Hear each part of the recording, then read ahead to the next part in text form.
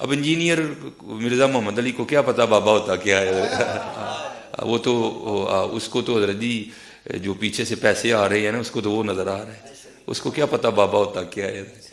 بابا اپنے زمانے میں ایک زمانہ ہوتا ہے، بابا اپنے جہاں میں ایک جہاں ہوتا ہے، اس کا وکر ایک جہاں ہوتا ہے، یہ اس کو نہیں پتا، اور نہ اس کی باتوں میں آنا ہے انشاءاللہ۔ میرا ارادہ بن رہا ہے، کیونکہ اب وہ ہمارے بابوں کی طرف آ رہا ہے اور ہم نہیں اپنے بابوں کی برداشت کر سکتے۔ منوس تجھے کیا پتا بابے ہوتے کیا ہیں؟ تجھے کیا پتا باجزید کہتے کس کو ہیں؟ تجھے کیا خبر جنید کس ہستی کا نام ہے حضرت؟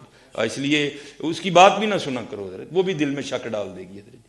اور انشاءاللہ بس میں توفیق مانگ رہا ہوں اپنے اللہ سے، بڑی جلدی میں نے انشاءاللہ اس کا رد شروع کرنا ہے۔ ایویں بکواس کر رہا ہے اپنے کمرے میں بیٹھ، یہ کیا ہوا؟ تیرا کمرہ، تیرا کیمرہ، تیرے ہی لوگ، تیری کتابیں، تیری باتیں، کسی دن ہمیں بھی بلا نا، تو اسی طرح لائیو چلا نا بھائی، تیری اپنی دنیا، تیری اپنی باتیں، یہ کیا حضرت ہوا؟ اس لیے میرے دوستو آپ بھی تھوڑا آپ بھی دیکھو نا حضرت، وہ کیا بھائی، اگر وہ اتنا ہی حق پہ ہے تو کیوں ڈرتا ہے؟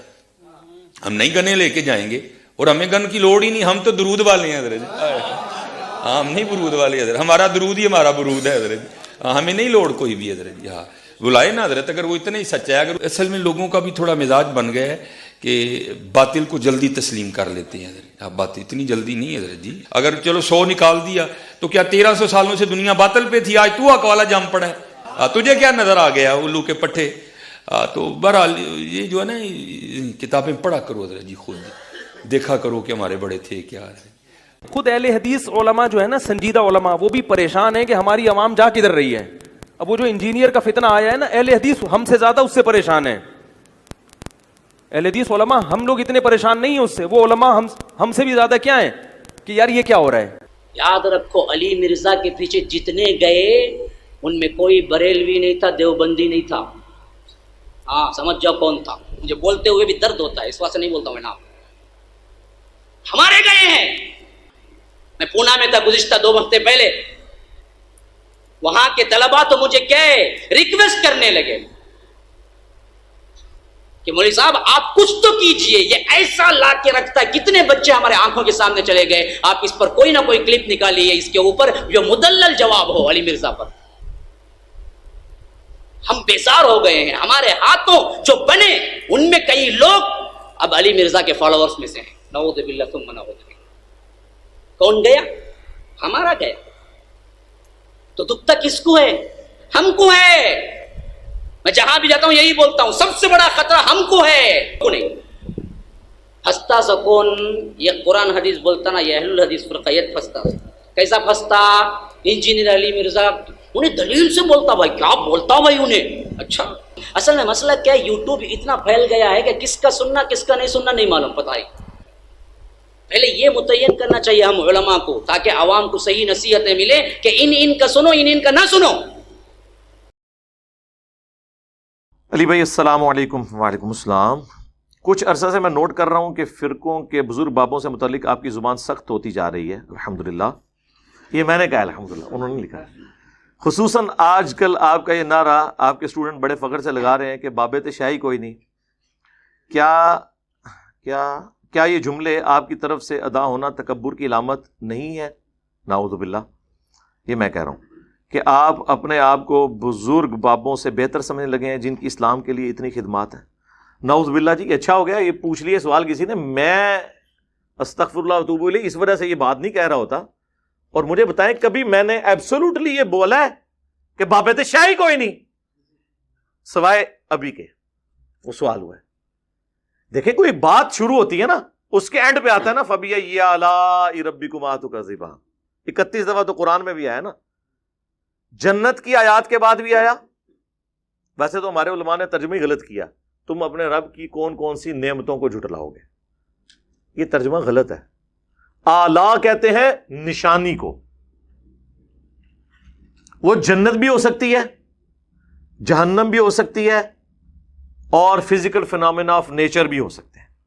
مولانا مودودی رحمہ اللہ نے ہر آیت کا اس کے کانٹیکسٹ کے اعتبار سے ترجمہ کیا ہے۔ انہوں نے یہ ترجمہ نہیں کیا تم اپنے رب کی کون کون سی نعمتوں کو جھٹلاؤ گے، ورنہ تو جہنم جو ہے وہ کیا نعمت ہے، وہ تو اللہ تعالیٰ کی طرف سے غضب ہے۔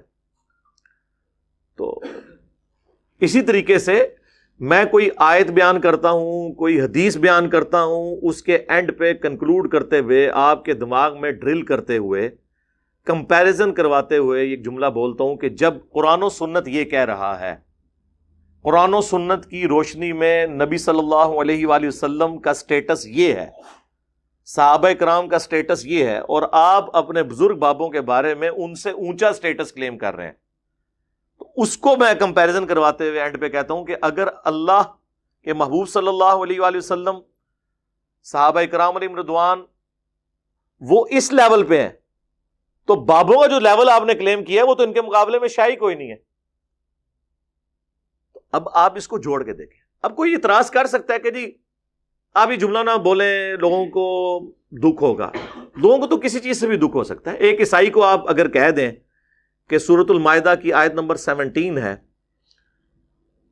لقد کفر الذین قالوا ان اللہ هو المسیح ابن مریم، بے شک وہ لوگ کفر کر رہے ہیں جو کہہ رہے ہیں کہ عیسیٰ ابن مریم ہی اللہ ہے، اور ساتھ کتنے سخت الفاظ ہیں۔ وہ تو عیسائی تو کہے گا نا کہ جی میں تو اسے حضرت عیسیٰ کی توہین شمار کروں گا۔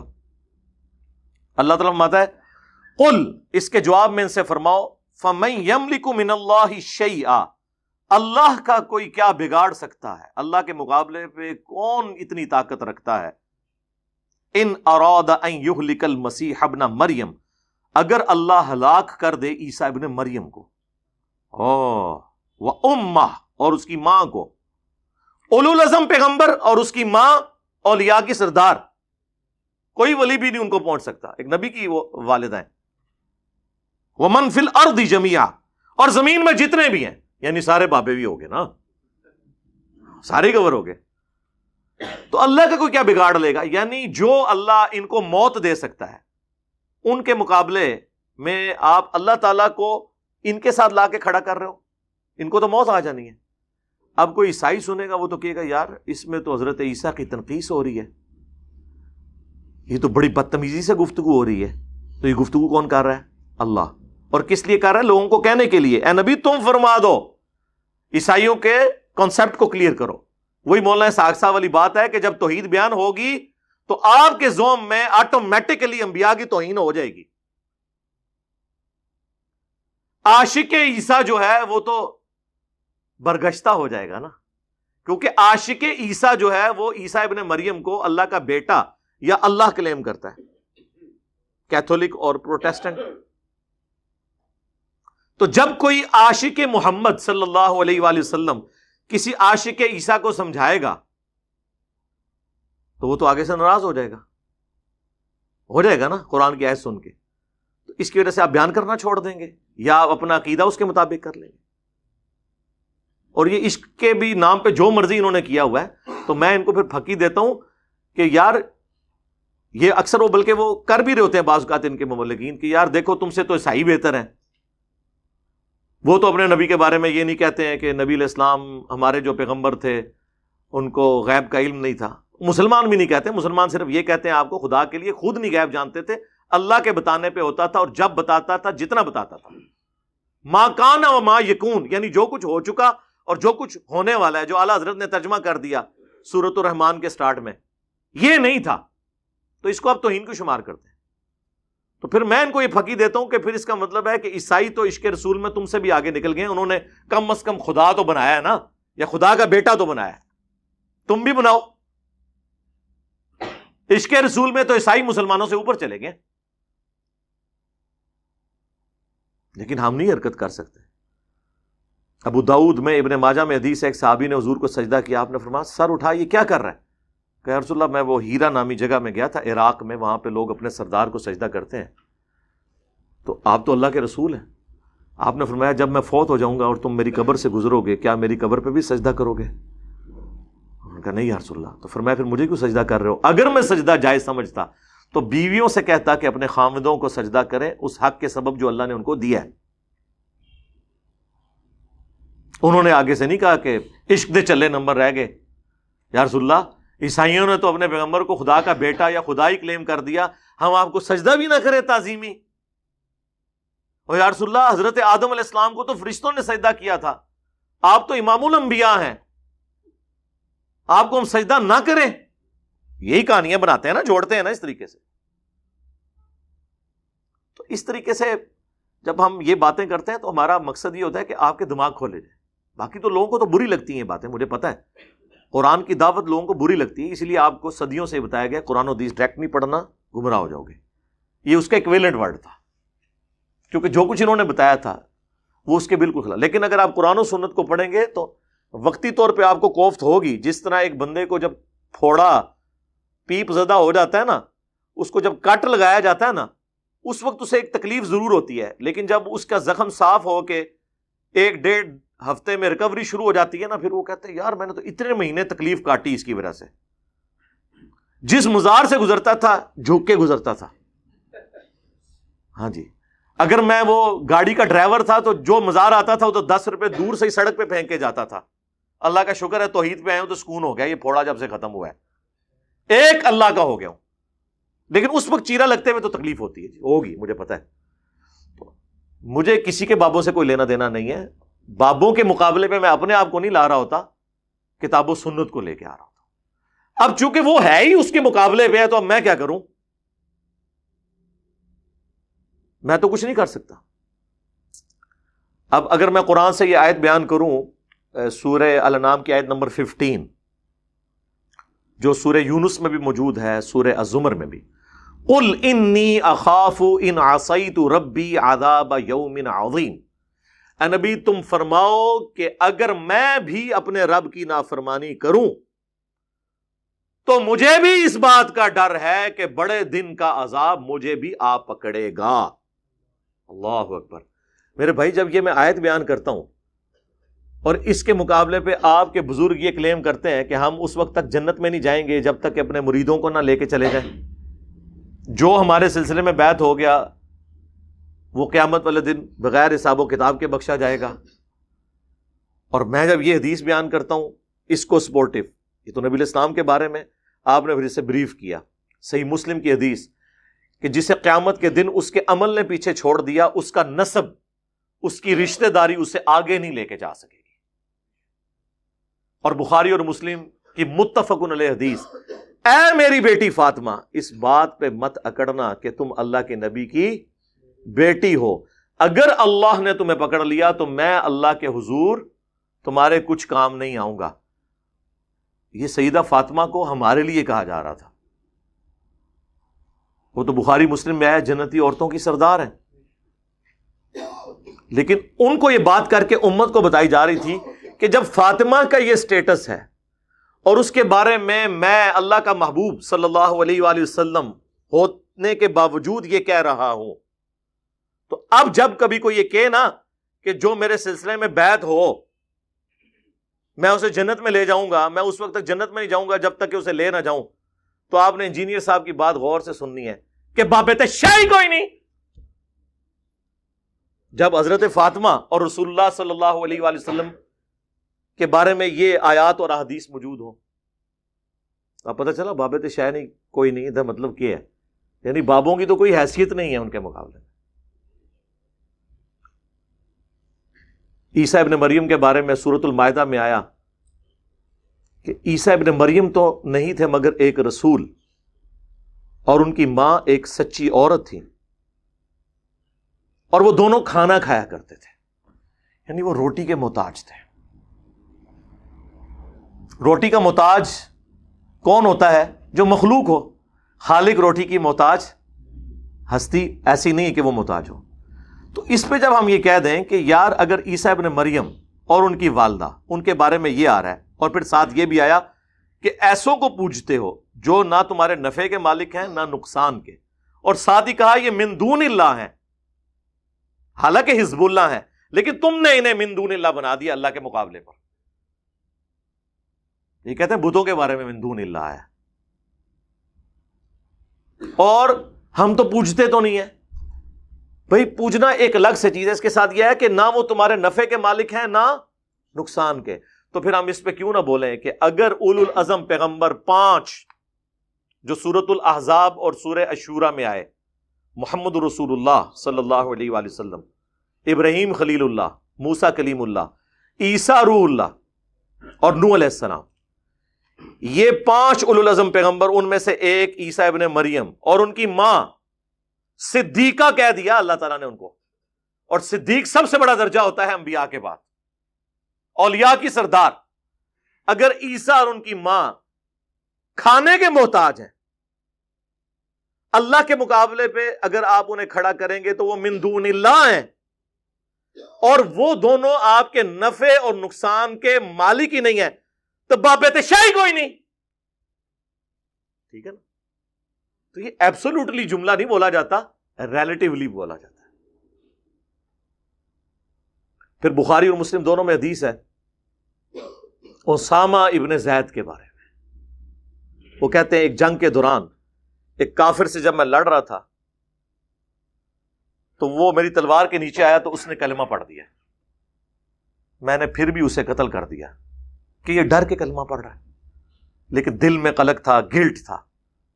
کچھ عرصے بعد اللہ کے نبی علیہ السلام سے عرض کی کہ اے اللہ کے رسول، اس طرح جنگ کے دوران ایک کافر جب میری تلوار کے نیچے آیا تو اس نے کلمہ پڑھ دیا، لیکن پھر بھی میں نے اسے مار دیا۔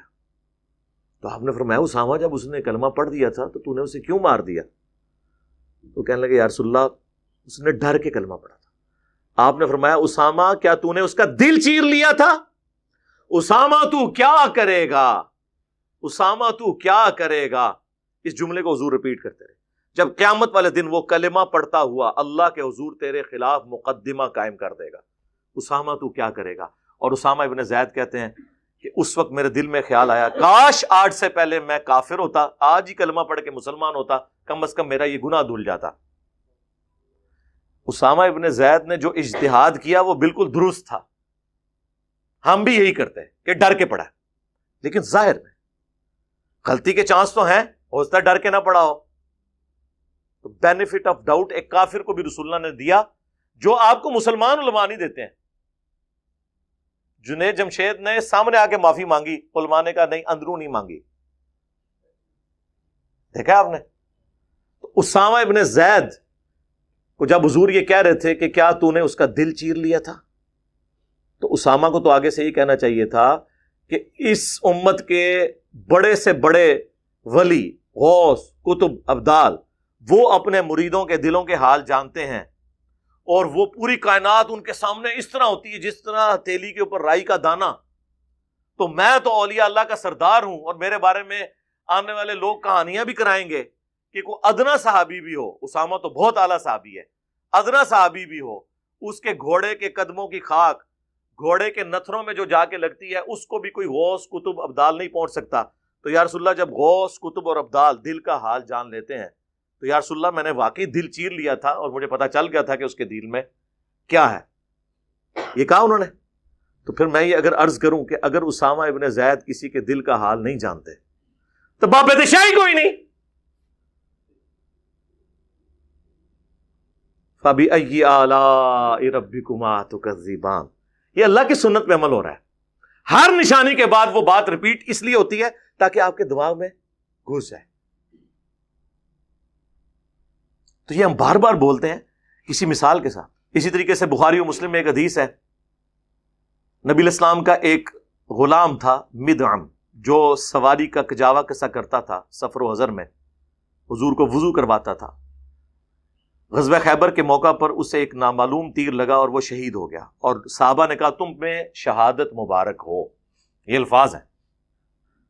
بالکل صحیح کہا، کیونکہ صحابہ دل کا حال تو نہیں جانتے تھے۔ آپ نے فرمایا تم اسے شہادت کی مبارک دے رہے ہو، جبکہ اللہ نے مجھے دکھایا ہے کہ اس کے اوپر آگ کی ایک چادر ہے جو اس نے مال غنیمت میں سے چوری کی تھی، اور اللہ نے یہ بھی لحاظ نہیں کیا کہ حضور کا خادم ہے چلو ایک چادر معاف کر دے، نہیں۔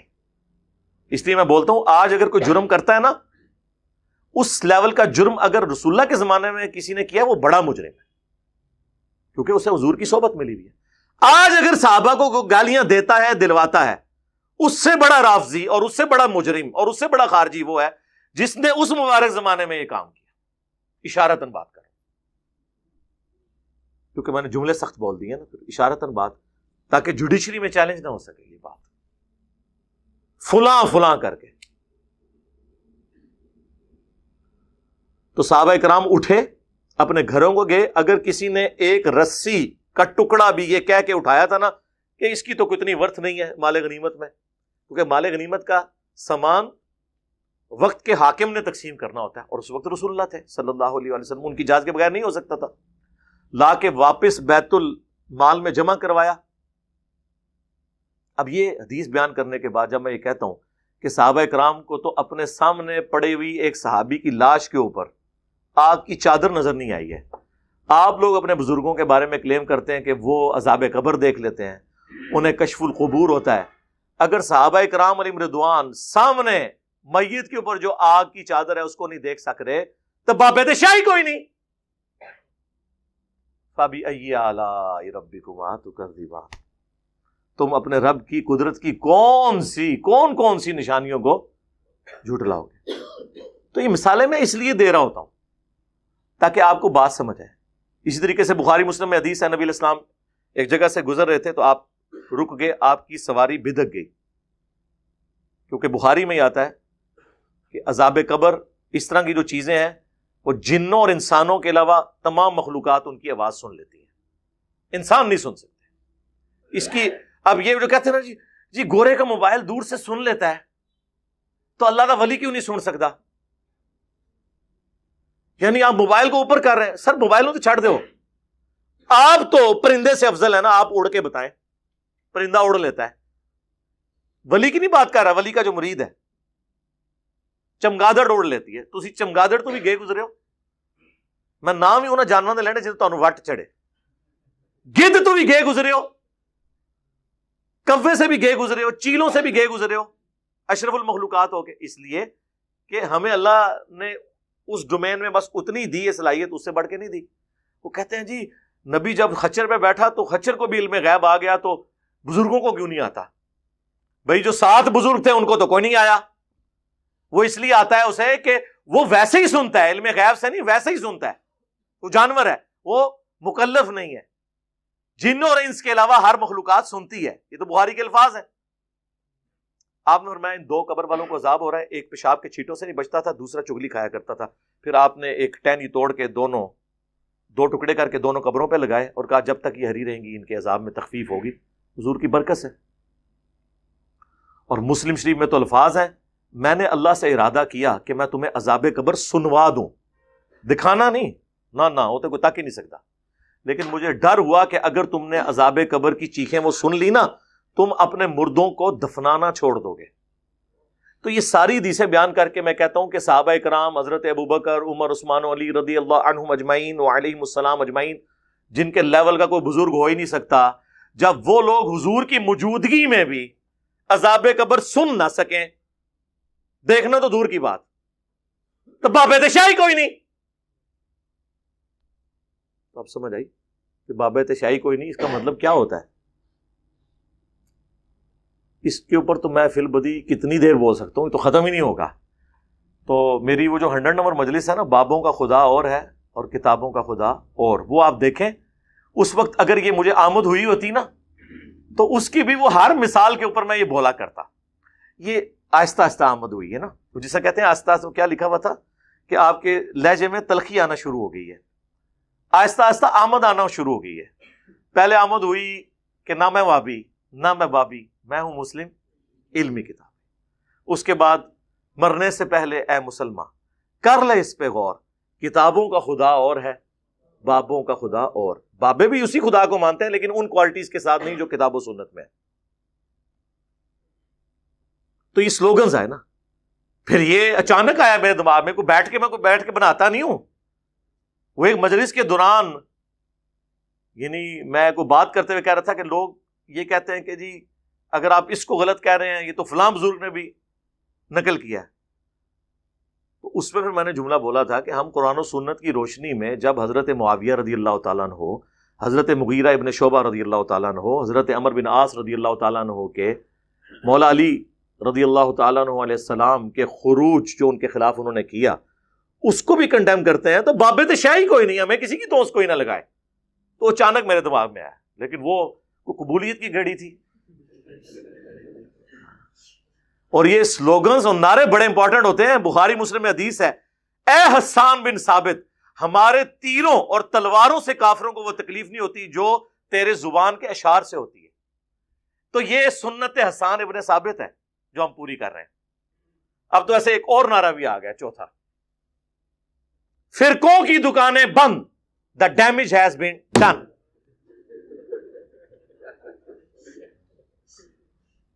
پتہ نہیں اور کیڑے کیڑے آون گے.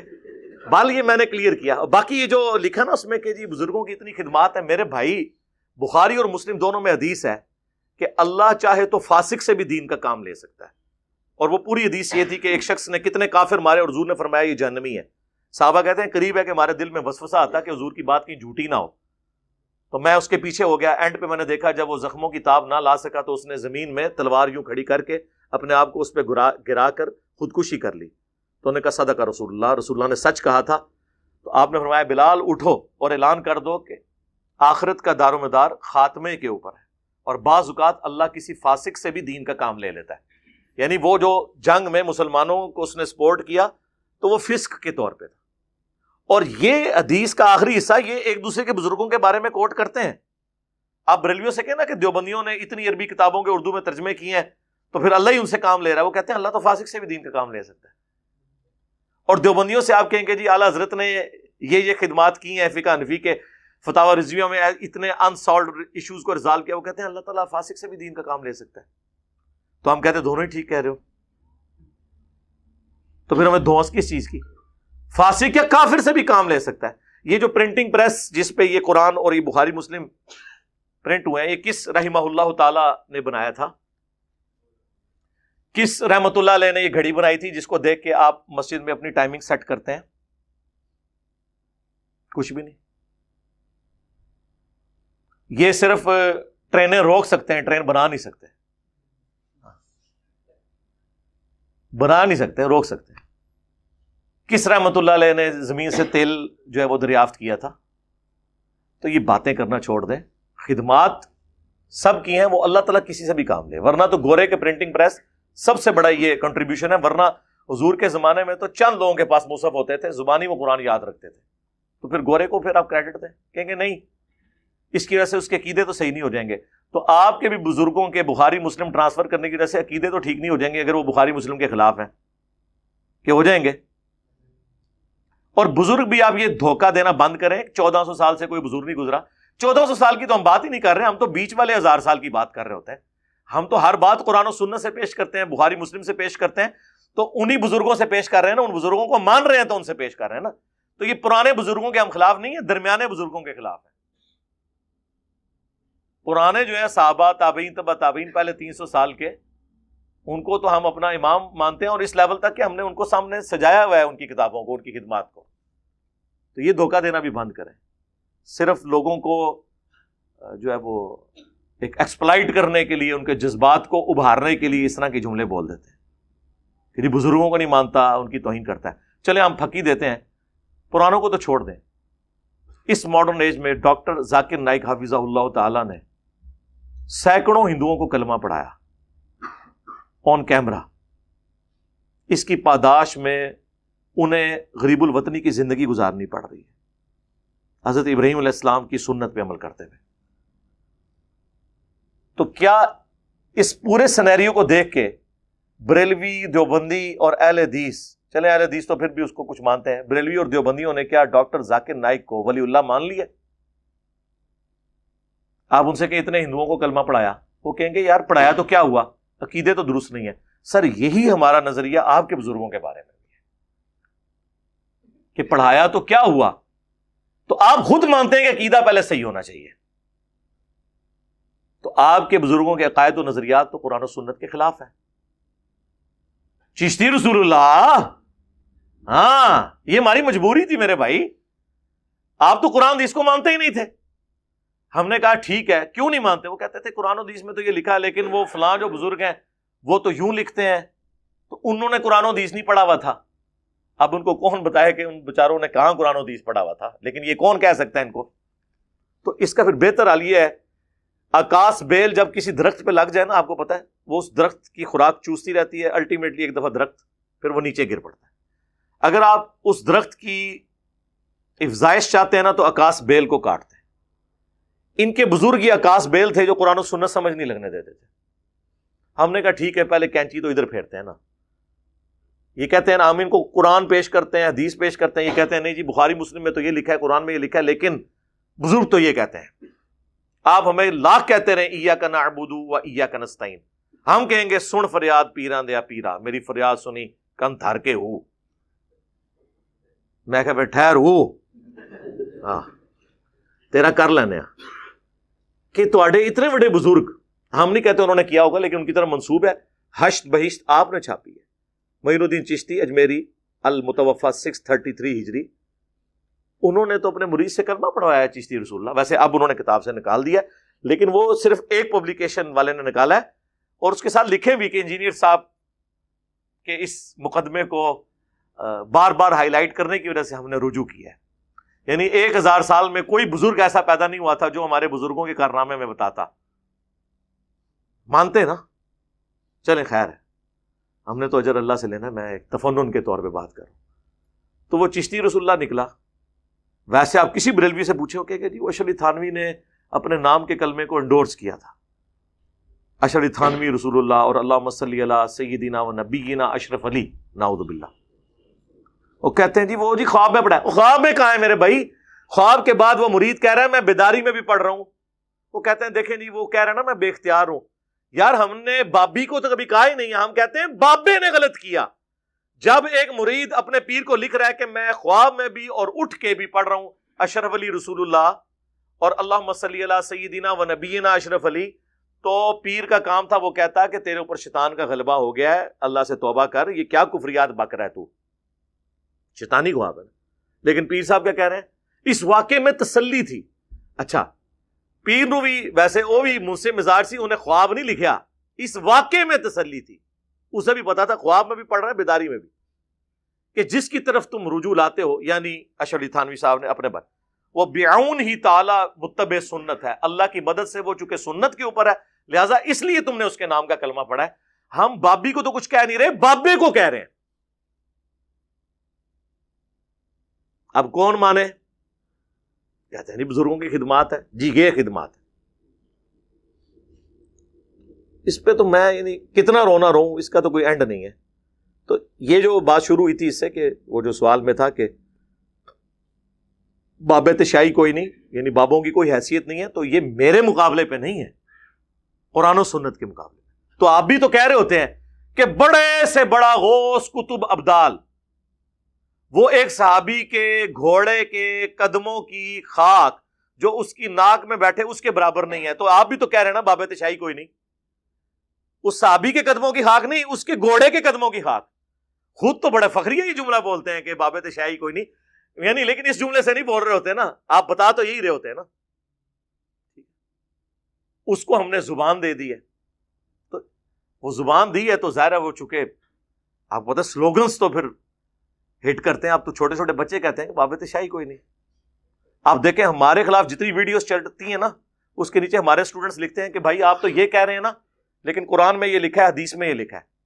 اور ہماری ویڈیوز کے اوپر جتنے لوگ کمنٹس کرتے ہیں دیوبندی بریلوی اہل حدیث، آپ نیچے لکھیں، وہ دیکھیں گے کسی نے گالی لکھی ہوگی، کسی نے لکھا ہوگا فلاں کا ایجنٹ ہے، فلاں سے یہ کر رہا ہے، اور نیچے لوگ جواب دے رہے ہوتے ہیں کہ بھائی کوئی علمی بات کریں.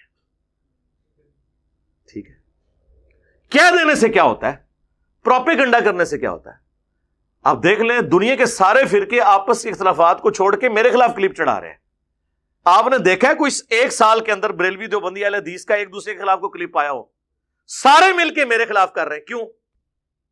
انہیں پتا چل گیا ہے کہ یار یہ مسئلہ کوئی بھی نہیں بچا، ایک دوسرے سے گلے لگ لگ کے رو رہے ہیں کہ تو آڈا نہیں کچھ بچا. تو جس طرح وہ کہتے ہیں نا جی اہل حدیث ہم سے زیادہ پریشان ہے، ہم اتنے پریشان نہیں ہیں، اہل حدیث ہم سے زیادہ پریشان ہے. خود اہل حدیث علماء جو ہے نا، سنجیدہ علماء، وہ بھی پریشان ہیں کہ ہماری عوام جا کدھر رہی ہے. اب وہ جو انجینئر کا فتنہ آیا ہے نا، اہل حدیث ہم سے زیادہ اس سے پریشان ہیں. اہل حدیث علماء ہم لوگ اتنے پریشان نہیں ہیں اس سے، وہ علماء ہم سے بھی زیادہ کیا ہیں کہ یار یہ کیا ہو رہا ہے. تو اس طریقے سے اہل حدیث زیادہ چیخ رہے ہوتے ہیں کہ جی ہمارے گئے ہیں. یاد رکھو علی مرزا کے پیچھے جتنے گئے ان میں کوئی بریلوی نہیں تھا، دیوبندی نہیں تھا.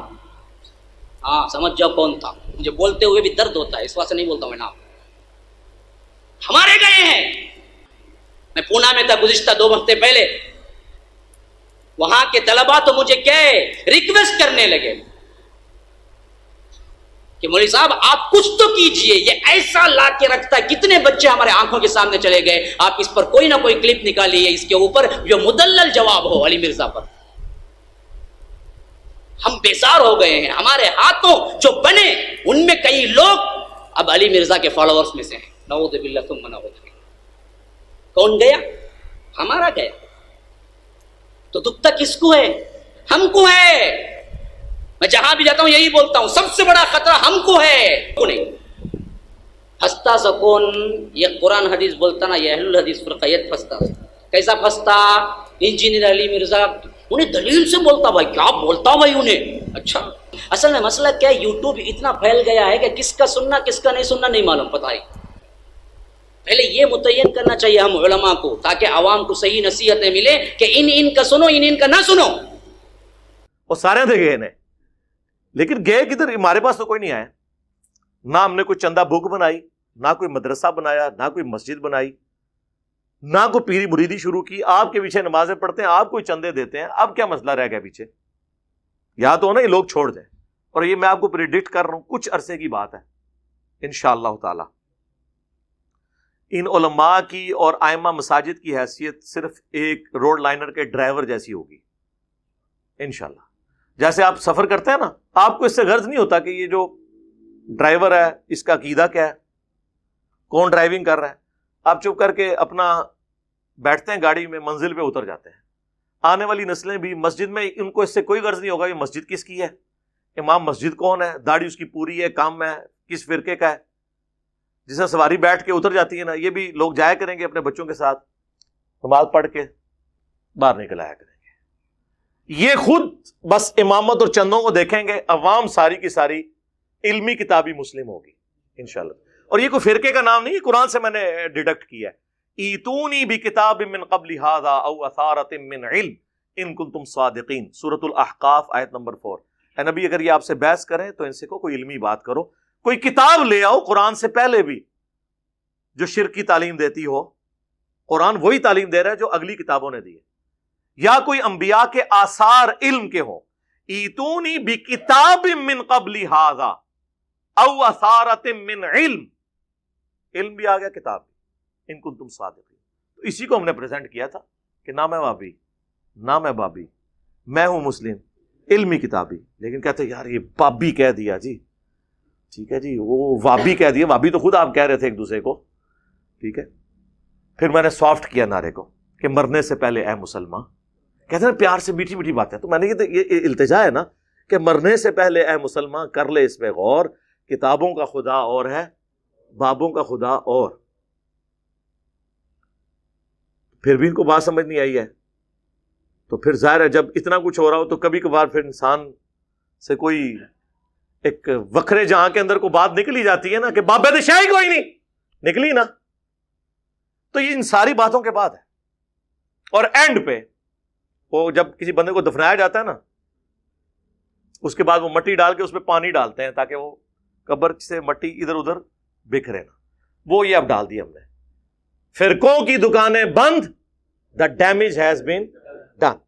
صلاۃ بر محمد و آل محمد، اللہم صلی علی محمد وعلی آل محمد۔